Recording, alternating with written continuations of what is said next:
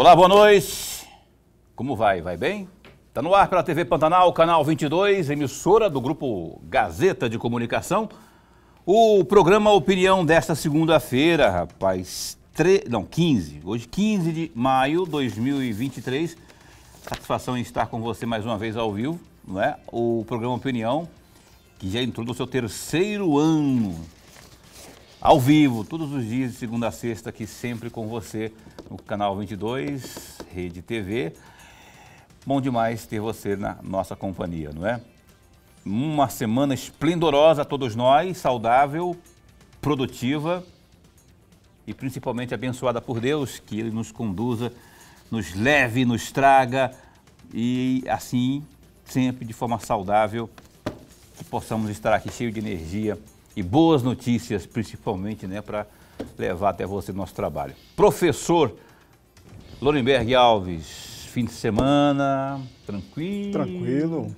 Nova semana. Tomou umas... Eu tomo todas. Garapa, todas? Uísque, cerveja, tudo mistura. Ah, rapaz, isso você nunca me enganou.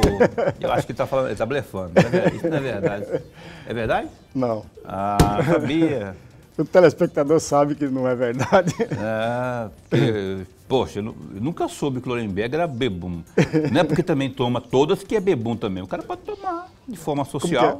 Toma social. Tipo João Canabrava. Mas enfim, tudo bem, né? Tá tudo bem. Boa noite. Boa noite, Paulo Coelho. E um grande abraço, mas um grande abraço mesmo a todos os nossos telespectadores. A razão maior do nosso programa. E o Dia das Mães? Passar o Dia das Mães com a mãe, como no meu caso, foi uma coisa de Deus, assim, né? Eu, meu irmão, Kleber, minha irmã Adriana, lá em Chapada, a gente esteve junto com a velhinha lá, que eu mando um beijo de novo, dona Nazira, tá assistindo lá, né? Tá aqui já em Cuiabá. Beijão, foi maravilhoso estar com a senhora. E passar o Dia das Mães sem a mãe? Eu tô perguntando para alguém que passou sem a mãe. Sem a mãe. Não, mas é aquilo que eu sempre falo, viu, Paulo? Mãe nunca morre. Ela está sempre presente. Sobretudo no momento que eu mais preciso, ela está presente. É como se fosse o anjo da guarda. Já ouviu falar no anjo da guarda? Claro que o... É exatamente a minha mãe, embora fisicamente não esteja presente, mas sempre estará ao meu lado, junto comigo. Não está presente uma ova. Fisicamente. Dona Regina está aí, ó, aí do teu lado. Isso aqui você não está vendo, mas está sentindo. Dona Regina, mãe de Lorenberg Alves, a responsável por colocar nosso professor no mundo aqui. Então, estamos aqui apostos para mais um programa Opinião e hoje Edna Araújo, vereadora Araújo. Por que eu falo? Outro dia lá no Notícia de Frente eu falei Araújo também, porque eu tenho uma colega, nós temos uma colega jornalista que chama-se Edna Araújo, não é? Sim. E eu, mais uma vez, esses dias eu chamei a caríssima Edna Sampaio, esposa do caríssimo William Sampaio, não é? Eu troquei o nome, mas foi bem involuntário, mas estou insistindo nessa involuntariedade. Desde sexta-feira. Desde sexta, né? Eu falei também. Desculpa, querida vereadora Edna Sampaio, muito bom tê-la aqui. É a segunda vez que ela vem aqui ao programa Opinião. Obrigado de verdade por estar aqui. E vou adiantando já, porque a gente vai falar de rachadinha, sim, porque é o assunto da hora, mas eu faço questão, até falei para ela aqui, ó, vamos falar de outras coisas mais, não é possível que ela não tenha o que falar, não tenha produtividade. Foi para isso que ela foi eleita, né, vereadora por Cuiabá. O lance da rachadinha, eu vou perguntar para a gente eliminar logo esse assunto, né, para ela se posicionar, para não dizer que não falei das flores, como dizia Vandré. Então, caríssima Edna Sampaio, muito obrigado por ter vindo aqui, obrigado por ter aceito o nosso convite. Imagina. Já vou cutucando aí a onça com vara curta. O que a senhora tem a dizer sobre essa movimentação, inclusive, da Câmara? Instalando lá comissões, afunilando cada vez mais a situação, num julgamento que eu já avaliei pessoalmente, na minha opinião muito particular, político, e deve ser político, até porque o próprio prefeito Emanuel já sinalizou assim, não é, dando mais ou menos posicionamento. Emanuel que tem a maioria esmagadora ali no parlamento. Mas como que a senhora se posiciona diante dessas primeiras movimentações institucionais ali na Câmara? Boa noite, bom tê-la aqui. Boa noite, Paulo. Boa noite, professor Laurenberg. É sempre um prazer. Não sei para qual câmera que eu devo... Aquela grandona lá, que é a maior. Ah, tá ótimo. Sempre um prazer estar aqui, poder conversar com vocês e, obviamente, que esse tema, que é uma fake news, ele é um tema que me traz muitos dissabores, óbvio, né? Nós estamos aí diante de uma mentira produzida, fabricada para me constranger, para me humilhar, para me colocar numa situação, uma situação defensiva, né? Eu que sou uma vereadora combativa, tenho que dar uma parada para eu poder me defender. Então, claro que isso é algo que incomoda, é algo muito ruim. Eu acho que o telespectador que nos acompanha sabe muito bem.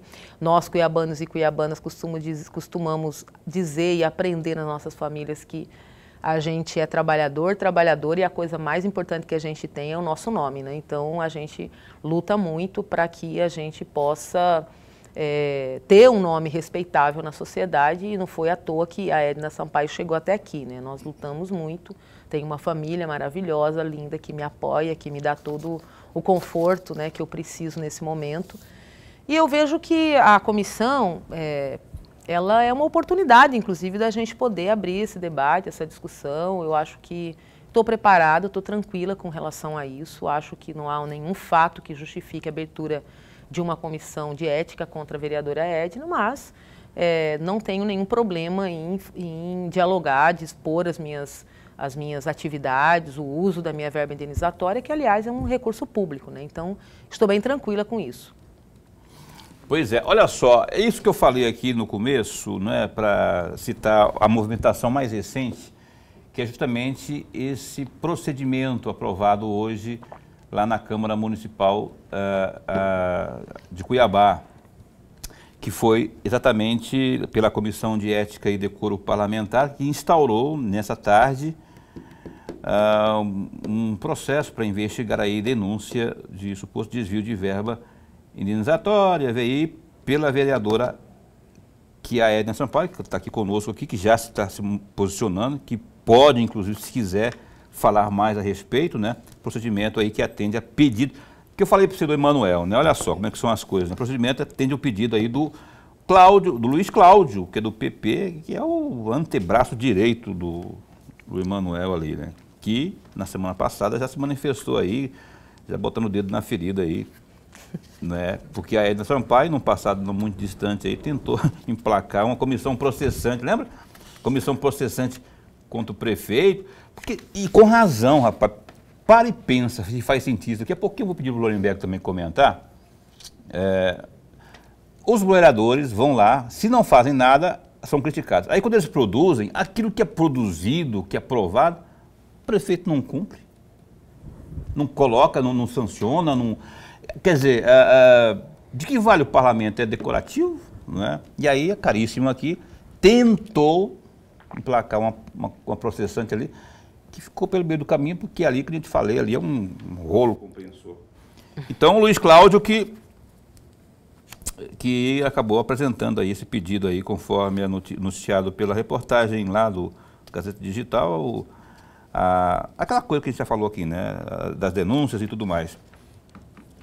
Então, daqui a pouco a gente pode continuar nesse assunto aí, se a vereadora estiver disposta, quiser falar sobre isso, mas a gente está aqui para ouvir. Paulo, eu não tenho nenhum problema de falar, aliás, eu falei exaustivamente desde que começou, né? Falei tudo o que aconteceu, dei todas as explicações, provei o que eu estava falando, inclusive na última terça-feira, na última quinta-feira na Câmara eu fiz isso, abri minha prestação de contas para que as pessoas pudessem ver. Então, assim, daqui para frente, eu acho que a gente tem que falar de outras coisas também, né? Porque isso já ganhou uma dimensão. E tem outras coisas, tem grande, muitas, né, coisas aqui para a gente abordar do ponto de vista da performance parlamentar da Edna Sampaio. Não esqueça, tá?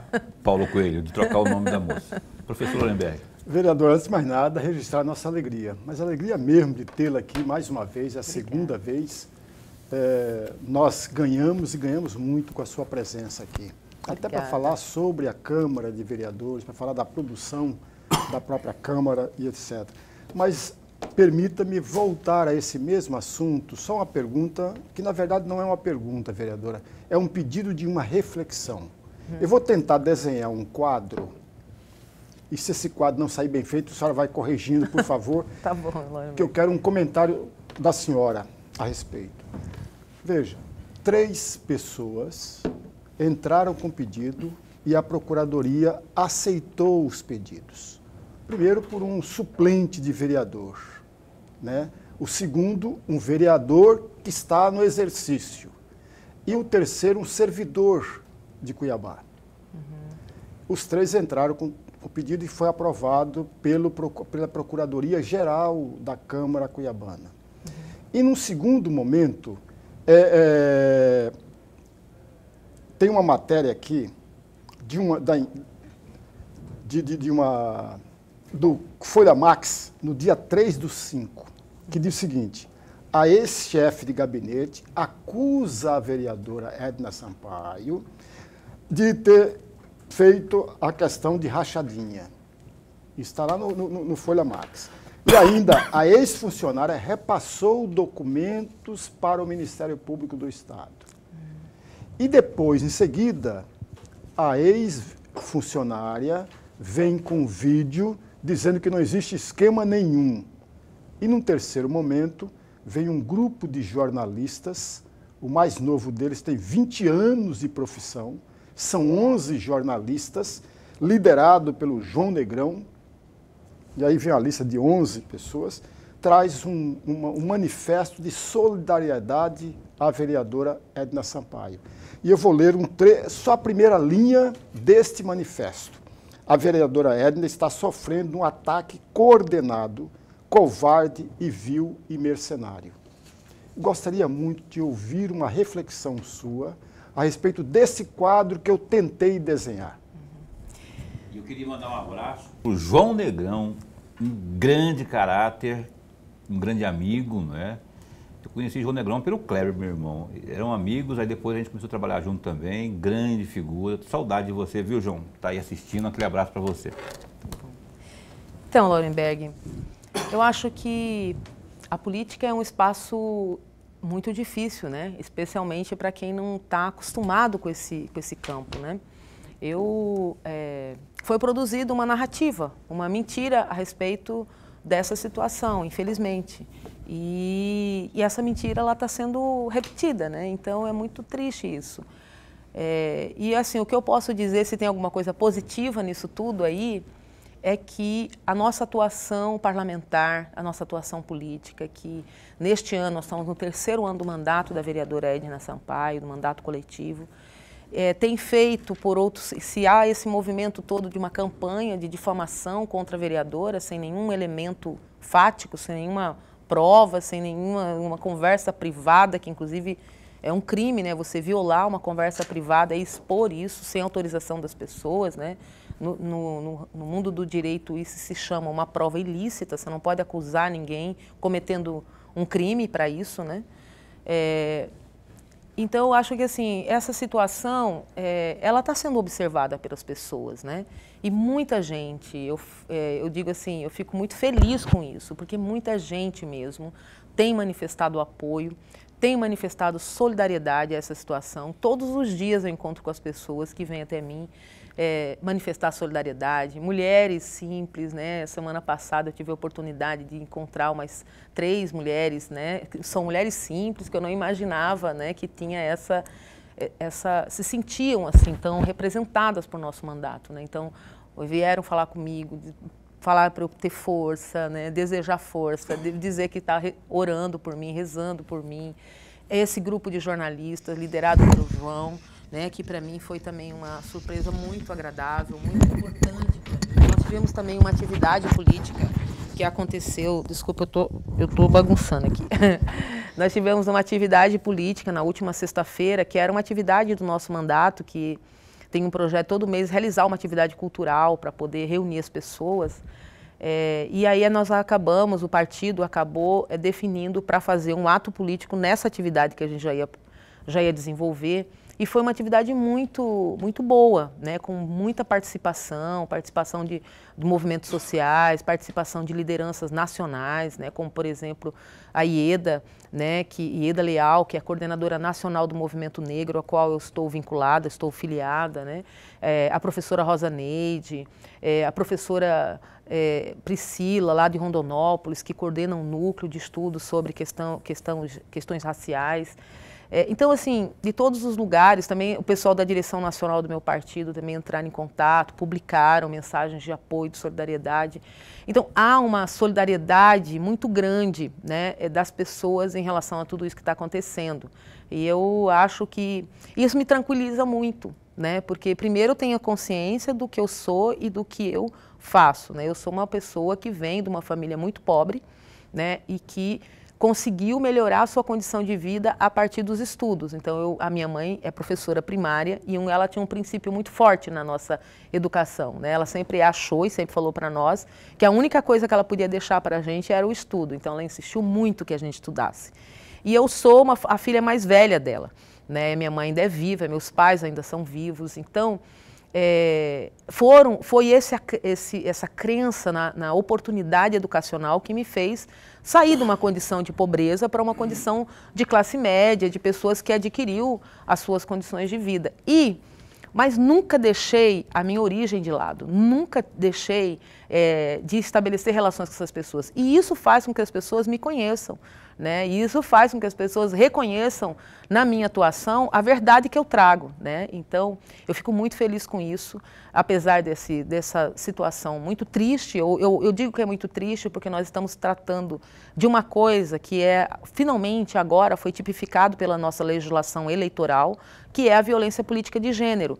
E o que é a violência política de gênero? A violência política de gênero é a forma pela qual essa estrutura social, que durante muito tempo excluiu as mulheres dos espaços de poder, passa a adotar mecanismos institucionais e não institucionais para impedir que as mulheres sejam candidatas. Né? Aquela distribuição do recurso que as mulheres ganham menos, a justiça teve que dizer não, é cota de mulheres, é também cota de recurso. As mulheres negras têm um adicional de cota de recurso para eleição.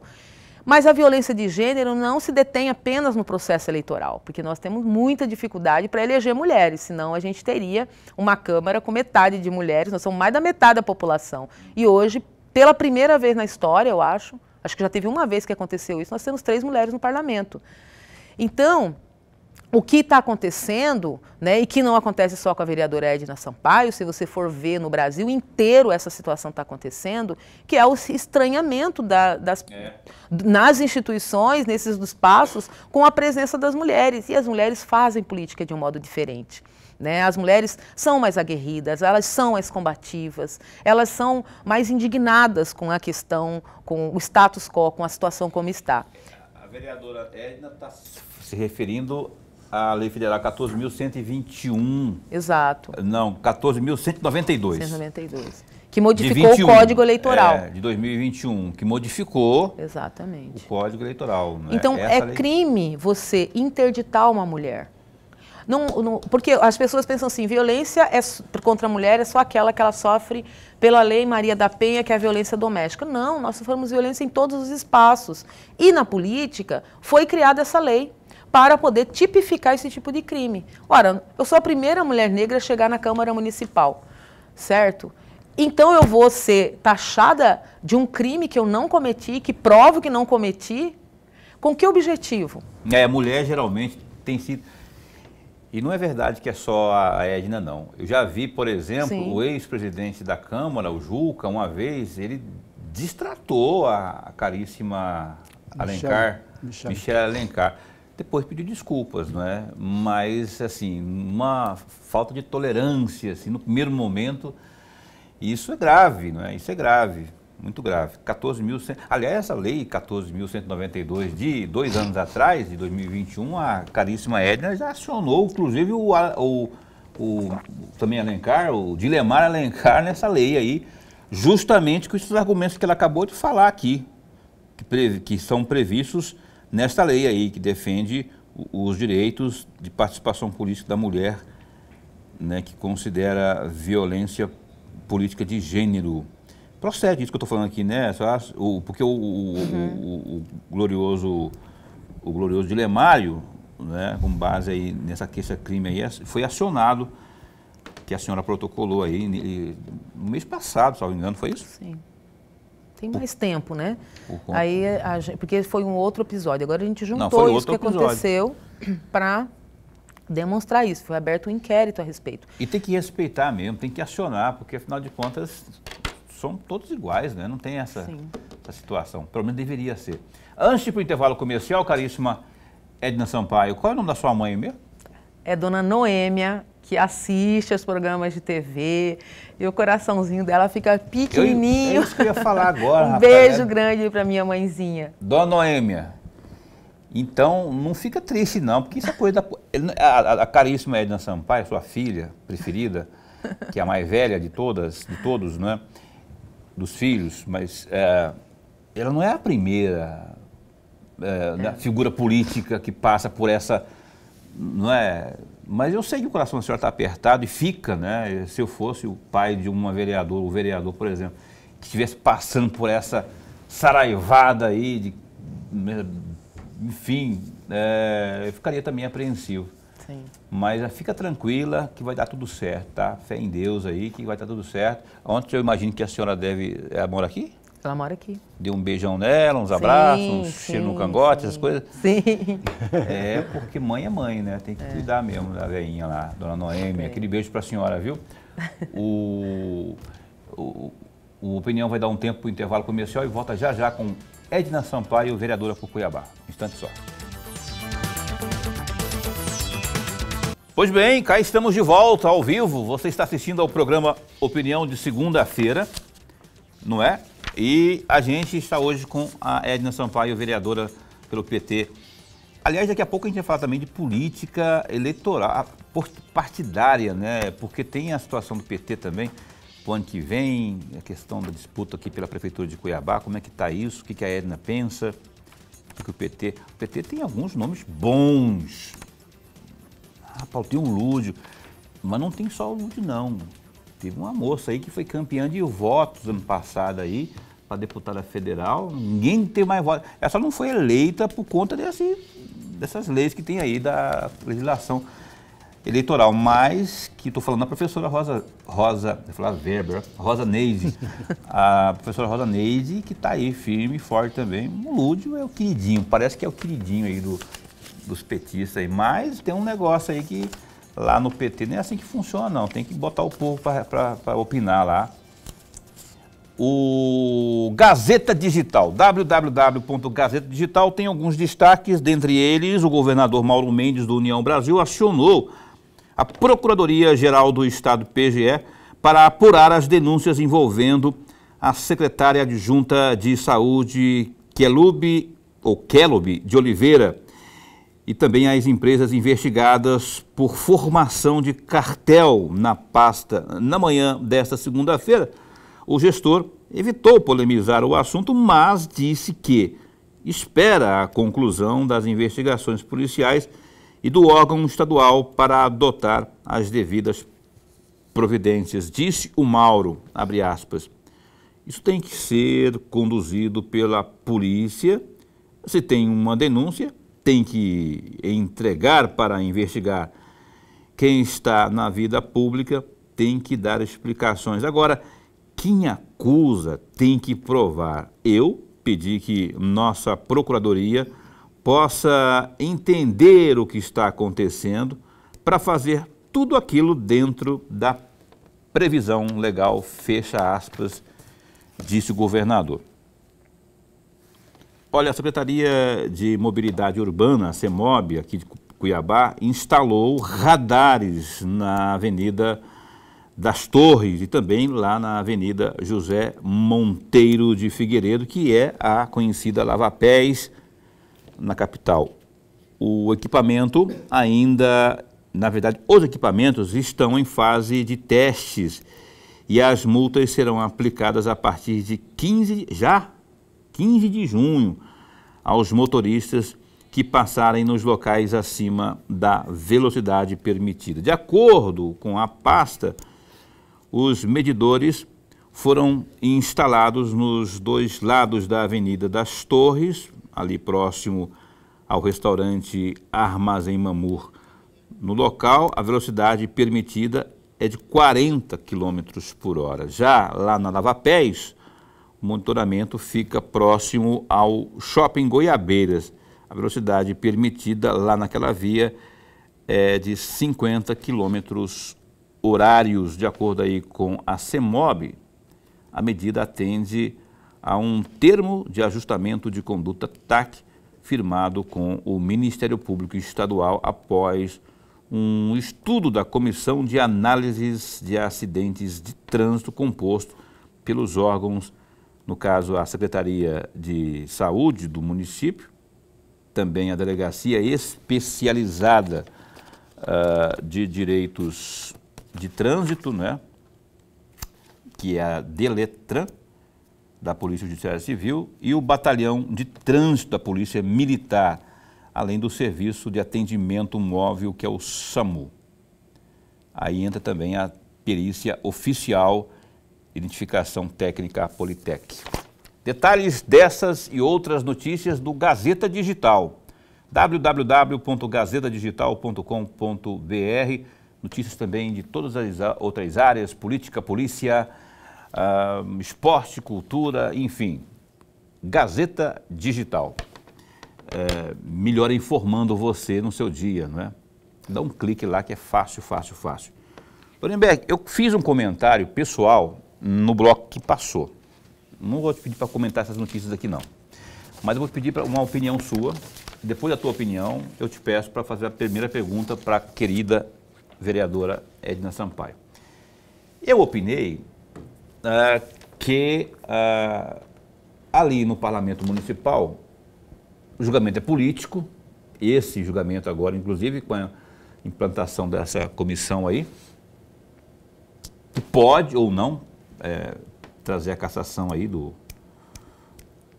mandato da caríssima vereadora. Eu julguei político, especialmente depois que o prefeito botou o dedo na ferida lá, né? Como ele tem base esmagadora, então eles entenderam o recado e isso pode prevalecer ali. Eu queria que se desse uma opinião desconsiderando, não ficando constrangido porque ela está aqui também, pode falar a verdade. O que você acha disso aí? Eu acho que o julgamento é político, termômetro ali e tal, tendo, não tendo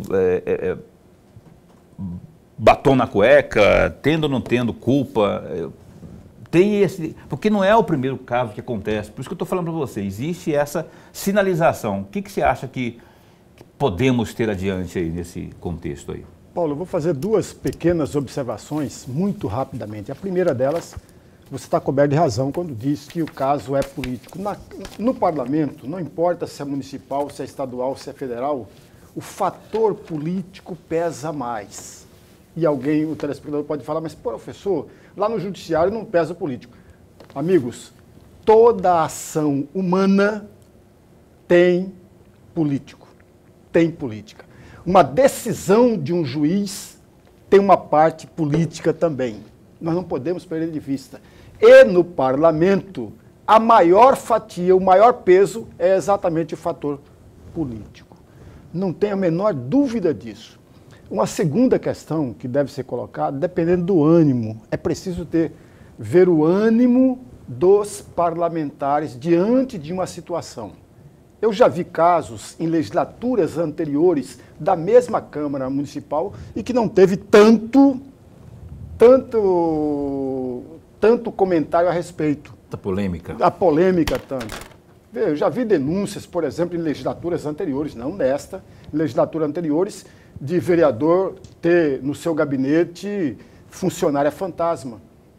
Aliás, o amigo telespectador pode procurar aí na internet, vai encontrar vídeos falando sobre isso. E, no entanto, nem sequer foi levada a denúncia para a comissão de ética.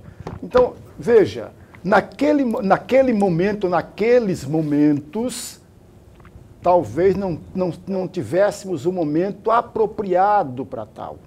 É preciso observar se há um momento agora. Lá naquela questão do Pacola, havia um momento.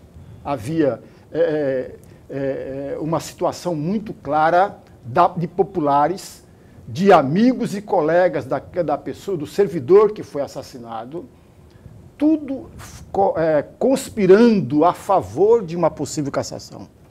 Então é preciso também que nós tenhamos este momento. Eu tenho dúvida se há esse ânimo, se há uma reação a favor ou contrária à cassação dentro do parlamento. Aliás, o parlamento que perdeu bastante. Teve CPIs sendo divulgados, sendo colocados no parlamento e que foi decidida lá fora, lá no judiciário. É ruim para o parlamento. O parlamento sai zero, para não dizer outra coisa aqui, um palavrão aqui. Você não vai falar palavrão também aqui, de jeito né? nenhum, não é meu perfil. Não vai dizer palavrão aqui. É, por aí também que eu penso. Não sei como é que está o ambiente lá e como que vai se proceder daqui para frente, né, com essa instalação lá, mas poderia pelo menos se respeitar o devido processo, né? Tem que ser respeitado, senão volta tudo atrás. E já vi coisa ser anulada por desrespeito ao devido processo legal, né? Edna Sampaio está aqui, vou fazer isso aqui, vou virar a página. Posso virar a página? Ou só quer continuar falando? Eu não quero falar de rachadinha mais. Me nego a falar de rachadinha mais. Chega. A propósito dessa questão que a senhora sempre está batendo ali na tecla, não é? Das questões envolvendo aos negros, não é? A senhora também tem, eu estava vendo aqui, tem uma série de assuntos, dentre eles esse, que eu queria que a senhora falasse um pouco, que são inscrições para a moção a personalidades negras. Eu acho importante isso, porque são pessoas que estão sendo representadas ali, que há muito tempo, muito tempo, não vinham sendo, né? E agora estão abertas as inscrições para a moção a personalidades negras. Como é que se dará isso aí? Queria que você falasse aí alguns nomes dessas personalidades, enfim. Paulo, todo ano, desde que eu assumi o meu mandato, a gente tem procurado organizar, junto com os movimentos sociais, junto com todos aqueles que militam em favor de uma sociedade sem racismo, porque isso é um problema que é de todos nós, independente se somos negros ou não, né? Construir uma sociedade justa, uma sociedade onde as pessoas negras não sejam julgadas pela cor da sua pele, onde as pessoas negras possam também se assentar nos espaços de poder, não sejam exceção. E também a gente quer valorizar o que as pessoas negras fazem hoje. Então, nós temos pessoas negras nas universidades, temos pessoas negras produzindo arte, produzindo literatura, nós temos pessoas negras desenvolvendo seus negócios no afroempreendedorismo. Então, todas essas pessoas que estão, de algum modo, né, produzindo coisas bacanas, coisas bonitas, né, que representam a força desse povo que foi tão vilipendiado na história do Brasil, né, nós queremos homenagear. Então, o nosso mandato também é um instrumento de homenagem, de celebração à vida das pessoas negras e também ao trabalho que elas vêm desenvolvendo, a contribuição delas para a sociedade. Então, a gente lança um edital agora, no mês de maio, né, que já está aberto, e todas as pessoas podem indicar pessoas negras para as categorias que estão lá, né? E nós fizemos isso no primeiro ano, fizemos no segundo ano. Esta já é a terceira edição da nossa Semana da Consciência Negra. Nós, no ano passado, fizemos o lançamento do Estatuto da Igualdade Racial, logo após a Semana da Consciência Negra. Então, nós não estamos apenas dando visibilidade às questões relacionadas ao povo negro na nossa cidade e no nosso estado também. Mas nós também estamos lutando por políticas públicas direcionadas a essa população, né? Então, essa semana ela é muito importante para que a gente dê essa visibilidade. Nesse momento, nós estamos abrindo para as inscrições de indicação de pessoas negras que estão na universidade, que estão na arte, na cultura, de pessoas que estão na educação básica, de protagonismo jovem também. A gente quer também dar visibilidade à juventude negra, que tem vários artistas negros, jovens, adolescentes. A gente quer que essas pessoas elas sejam vistas, né, e que elas possam receber da instituição, que é a Câmara Municipal, uma congratulação pelo seu trabalho, pela sua existência. Então essa é a ideia. Mas a Semana da Consciência Negra tem várias atividades, está sendo construída a muitas mãos, por pessoas que são das religiões de matriz africana, por professores das escolas, né, que tem aqui em Cuiabá, não apenas escolas municipais, por militantes do movimento negro que querem também participar. Então nós vamos ter curso de formação de professores para que a gente possa trabalhar as leis que determinam o ensino de história, da contribuição do povo negro para a nossa sociedade. Então nós temos vários parceiros para isso, o pessoal do IFMT, da Universidade Federal de Cuiabá, né, de Rondonópolis, da Unemate. Então a gente quer muito dar essa contribuição à educação. Nós vamos também, a ideia é também fazer, a gente fez na primeira versão, feira do axé, né, onde as religiões de matriz africana vêm para a praça pública, mostram a sua religião, a sua religiosidade, a sua cosmologia, enfim. Os empreendedores também vêm para a feira para vender seus produtos. Então, são uma série de atividades que vai estar acontecendo em novembro, durante a Semana da Consciência Negra, né? Então, é uma atividade muito importante do nosso mandato. Então, assim, inscrições começaram agora dia 12 de maio, não é? E elas vão até 30 de junho. Isso. É a entrega das moções. Essa entrega será feita durante essa sessão solene, citada aqui pela vereadora, em homenagem aí a Zumbi dos Palmares, no dia 17 de novembro, às 2 da tarde. Anote aí e indique, né? Você pode indicar lá alguma personalidade aí que você... Pode ir lá no nosso site, ednasampaio.com.br, né? E se você tiver dúvida, pode também nas nossas redes sociais, lá no direct, para obter informação. Então é público e a gente quer que quanto mais gente participar, melhor. Verdade. Cuiabá que já teve Gegé de Oiá. Sim. Lembra do Gegé? Elegância em pessoa. O Zé Boloflor, que eu não sei se era negro. Era negro, Boloflor? Não era. Não chegava a ser negro. Igual mestição, né? Um bugrão que nem eu, assim. Igual o Gegé, não era, né? Não, o Gegé era negro mesmo. E a Maria Taquara era negra? Era. Sim. Era, né? Era. Danadinha essa Maria Taquara, né? O historiador teve aqui contando a história dela lá perto do batalhão do exército ali, né? Que ela morava lá. Ei, Maria Taquara. Enfim, Lorenberg, tem uma curta para esse bloco aí, para a gente... Tem uma curta aqui. A senhora é titular da Comissão de Direitos da Mulher, e da Educação, Ciência e Tecnologia, dos Direitos Humanos, Cidadania e Cultura e Patrimônio Histórico. E aí, no Patrimônio Histórico, que a senhora é presidente, né? A senhora é presidente dessa comissão, eu gostaria que a senhora comentasse uma ação ou uma atividade desenvolvida por essa comissão. Não, só para corrigir, eu hoje, nesse biênio, eu sou presidente da Comissão de Cultura e sou também membro titular da Comissão de Mulheres, né? As outras eu não tenho titularidade.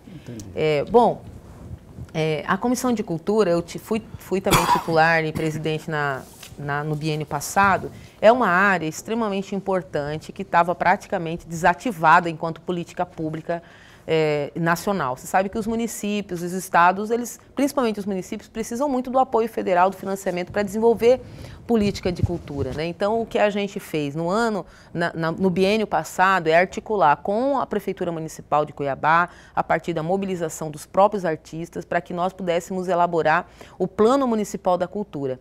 Porque o Plano Municipal é fundamental para tocar as políticas de cultura no município. Então, a gente já tem a Secretaria, tem o Conselho e tem o Fundo Municipal de Cultura, mas nós não tínhamos ainda o Plano Municipal.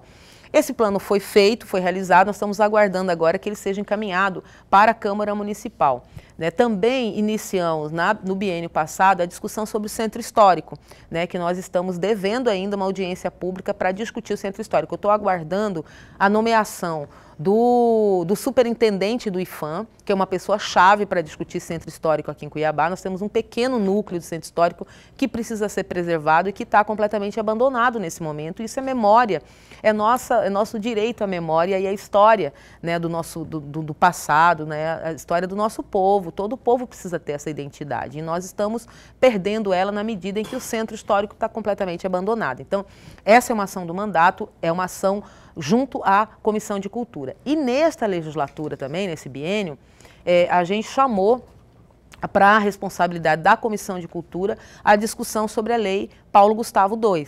Você sabe que o Ministério da Cultura, ele lançou agora, nessa semana passada, lá em Salvador, Lula lançou já a regulamentação da Lei Paulo Gustavo II, que vai destinar recursos aqui em Cuiabá. Nós vamos ter 4.800.000 destinados à atividade cultural, a projetos culturais que serão captados, né, a partir do edital, a apresentação dos projetos da comunidade, do setor artístico-cultural.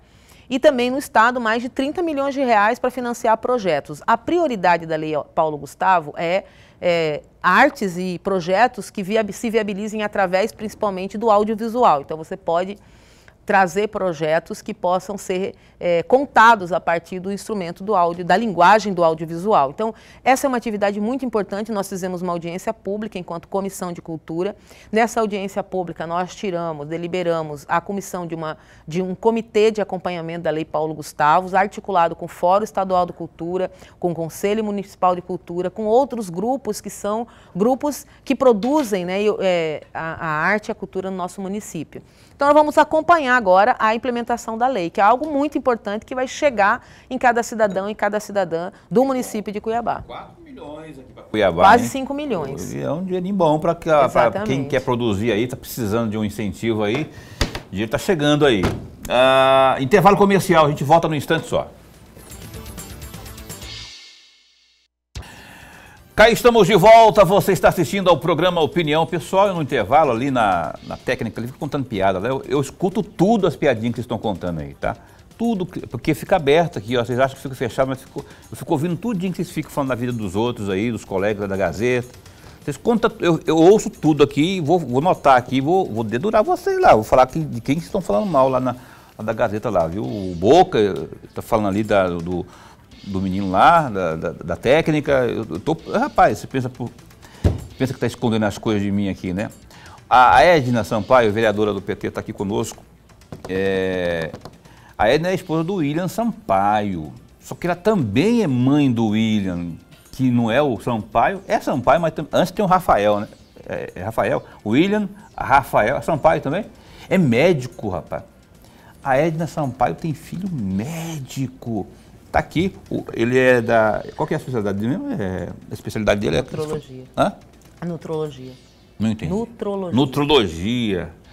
Está aqui, veio aqui trazer para paricar a mamãe e veio com a ordem do pai dele. Falou, ó, se o Lolenberg e o Paulo Coelho baterem muito nela lá, rufa ele da porrada.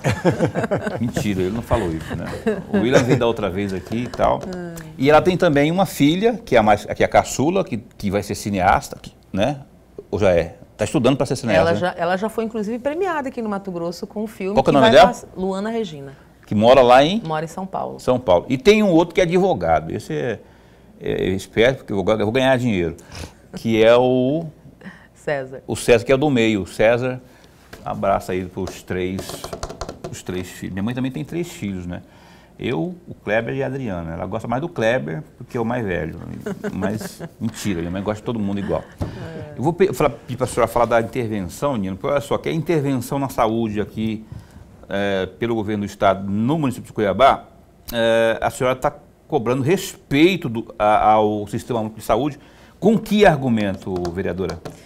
Não, eu acho assim que com essa coisa toda que aconteceu, gente, eu me afastei um pouco dessas atividades que eu estava conduzindo na fiscalização, né? Então, porque eu tive que parar, como eu disse, a questão da violência de gênero é exatamente você ter que parar o que você está fazendo para poder só se defender. Mas eu acho assim, né? A questão não é que a intervenção está faltando com respeito com o Sistema Único de Saúde, não. E não tem um tom acusatório, apenas que nós precisamos aproveitar, é que eu tenho dito, a oportunidade que nós temos com a intervenção e com essa discussão sobre a saúde, enquanto está em pauta a saúde, e discutir o SUS, né? Porque nós fizemos aqui no Mato Grosso, em Cuiabá, uma inversão do Sistema Único de Saúde. Nós transformamos o Sistema Único de Saúde em Sistema Único de Doença, né? A gente podia chamar de SUD, né? Por que eu digo isso? Porque a ideia do Sistema Único de Saúde, ela vem desde a década de 70, sendo pensada como uma estrutura, uma engenharia institucional que tem desde o nível de evitar as pessoas ficarem doentes e ter um atendimento mais emergencial, menos complexo, e se ficar muito grave, ter os hospitais para internação.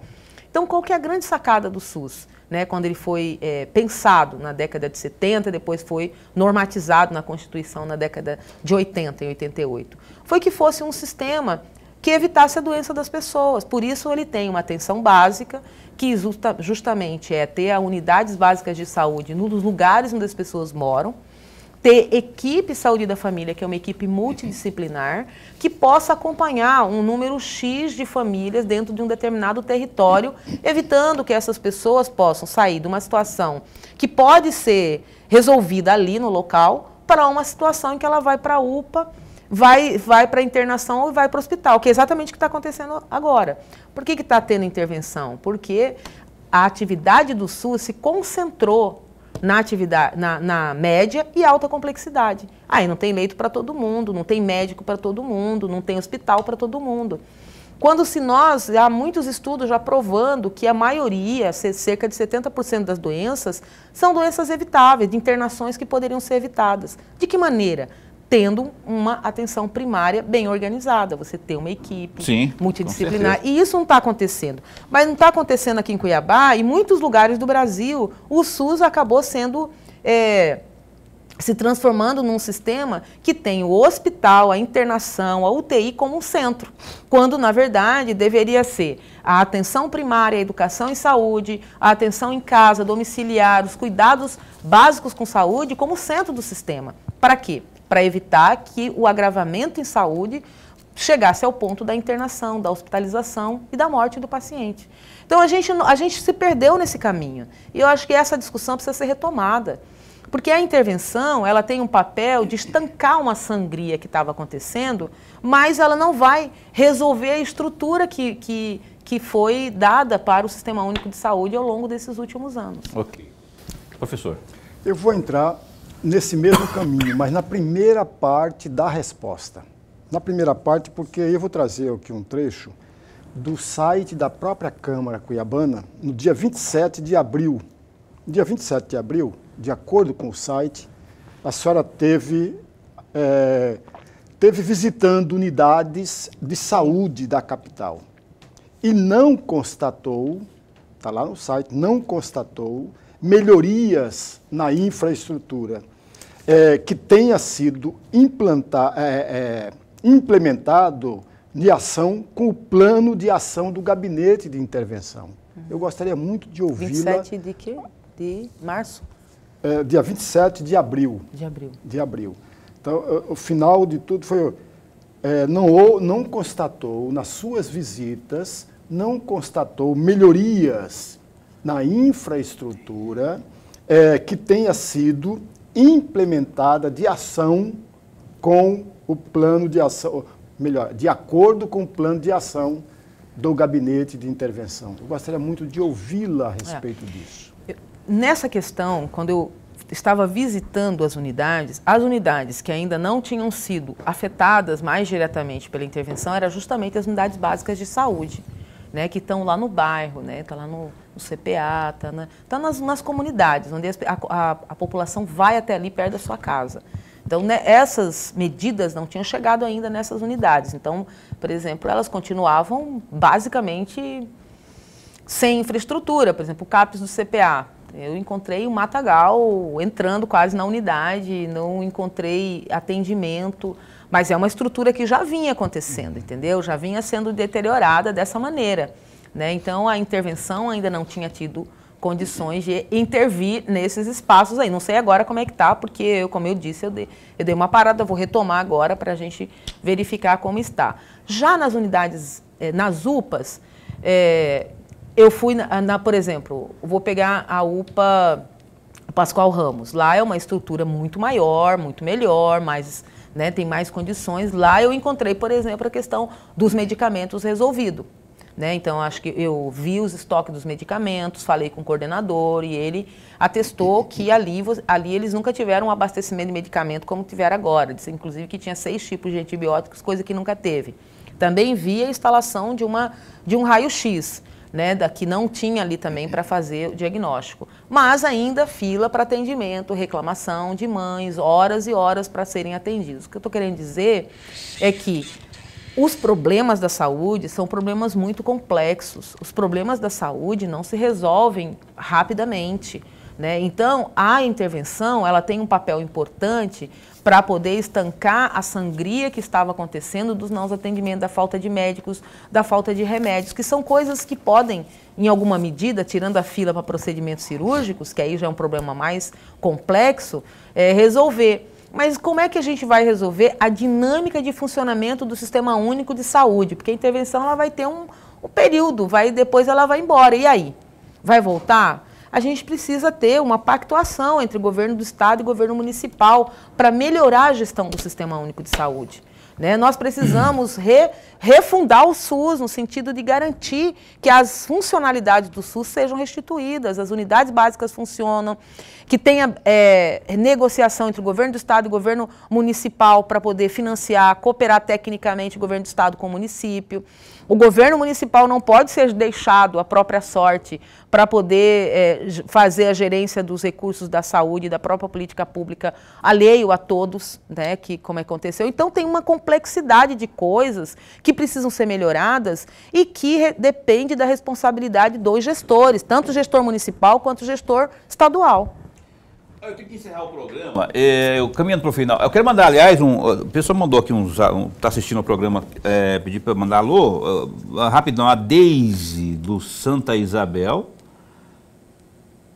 Ela está com a irmã dela também. A irmã dela mora ali que a Denise, a irmã da Deise, mora no Cidade Verde e a Deise mora no Santa Isabel. Estão assistindo, pediu para mandar um alô e tal, essas coisas, né? O Luiz Claro, lá do Dom Aquino, rapaz, o negócio dele é o seguinte, ele pediu para o Paulo, mandou aqui no meu zap, manda aqui um beijo para nós, um abraço para nós aqui, e especialmente para minha esposa, que é a Amélia, mulher de verdade, não tem a menor vaidade, deve ter vaidade, né, que é vaidade de mulher, e eles estão completando 25 anos de casados hoje. Olha! Que bonito! Parabéns aí para vocês, viu, que estão acompanhando aí. Parabéns, chegar a 25 anos de casado, Ave Maria. Não é para qualquer um, né? Não é para qualquer um, não. Parabéns ao casal aí, que se multiplique aí, mais 25, depois mais 25. Bodas de super diamante, diamante duplicado, enfim. E a Olívia também, que está assistindo ao programa no CPA1. Eu quero que a senhora encerre o programa falando do Partido dos Trabalhadores com vistas para o ano que vem. Como é que estão as articulações, o que a senhora defende? Nomes eu sei que há, né? Mas o que a senhora está defendendo particularmente, que o PT, você sabe, PT ali é discussão em cima de discussão. 1 minuto e meio para a sua... Não, eu acho até que os ataques que eu tenho sofrido têm a ver com isso, né? Porque foi uma semana depois que nós nos reunimos no Partido dos Trabalhadores, a direção do partido em Cuiabá, colocando a nossa posição, que é uma posição unânime, não há divergência em nenhuma das correntes ou grupos internos do PT sobre a nota que foi publicada, né? Primeiro que nós somos um partido que governa o Brasil nesse momento e nós somos um grande partido e temos até a obrigação de apresentar a candidatura para discutir no âmbito da federação. Nós temos nomes e o PT vai apresentar o nome, vai fechar no nome no momento oportuno e vai levar esse nome para discutir no âmbito da federação. Então, acho que é importante para a democracia aqui no nosso município, é importante para os eleitores terem opções, né? É importante para o partido que governa o Brasil ter também a responsabilidade de apresentar nomes para poder defender o seu projeto. E é isso que eu acho que o PT deve fazer e é nessa direção que nós estamos construindo. Não é uma construção da vereadora Edna Sampaio, é óbvio que eu sou a principal liderança aqui no município, porque temos somente esse mandato aqui em Cuiabá. É uma construção do conjunto do partido. E você sabe que quando a gente fala do conjunto do partido, não é só do conjunto do partido aqui em Cuiabá, é no estado inteiro. A militância gosta de ver o PT protagonizando disputa eleitoral, gosta de ter o seu candidato ali. É isso. É isso, vai ferver. Escreve aí, vai ferver, que no PT sempre ferve. quando define aí. Não esquece da Rosa Neide, da Edna, não esquece do Lúdio, tem outros nomes também aí. Obrigado, viu? O espaço continua a posto para bem informar. Obrigada, muito obrigada pela acolhida, Tudo de bom pela forma respeitosa como sempre será. Conversa. Isso muito a gente obrigada. faz questão que seja. O pessoal do gabinete da Edna também, que deu uma força para a gente sempre aqui, quando vem ela aqui, está lá assistindo também. Ao William Rafael, William Sampaio, que é o pai, manda prender, manda soltar lá. Abraço para você. Lorenberg, a gente encontra então amanhã. Até amanhã. A delegada, olha só, a delegada da Delegacia da Mulher, a Josislete Magalhães Criveleto, estará ao vivo conosco. Questão de feminicídio, tem tanta denúncia aí, como fazer amanhã, doutor Josislete aqui, às 7h30 da noite, e até lá, fica bem, fica comigo.